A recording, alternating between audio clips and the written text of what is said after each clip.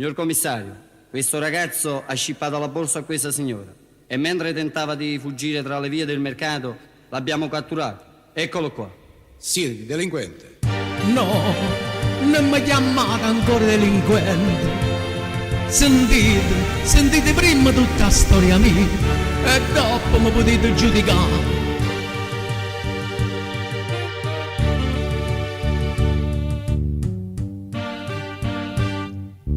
Non appartengo a bibito peccata, che la che voi pensate non son chi. Sa borsa e sta signora oggi scippate,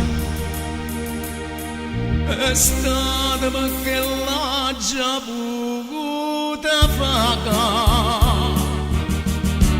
Padre non tengo, porto un nome mamma, unica figlia dena sulla me, sta malata, aveva bisogno di latte e medicina, quando figlia non si sa riadannata va sanata, non è stata per vizia, no, non è stata velosa. Voleva chiamare un che stasera,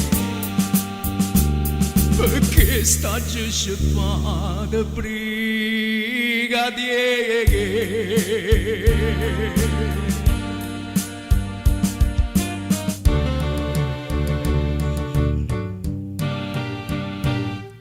Portatemi a sta casa e correziona, ma non telefonate a casa mia.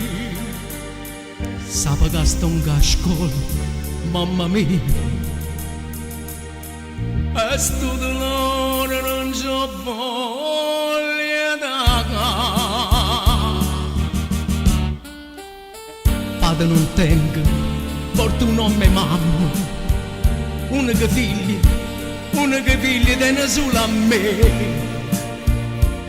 Sta malata, aveva bisogno di latte e medicina, quando figlia non si sa riadannata va sanata. No, non è stata per vizia, no, non è stata per lussa. Voleva chiamare un che stasera, perché sta già scippata brigadiere. E mo che va girata tutta la storia mia, ma potete pure giudicare, ma che facete? Me lasciate in mano e voi cara signore, perché chiagnite? Ma la borsa che faccio scippata e mi decide va, corra a salvare mamma.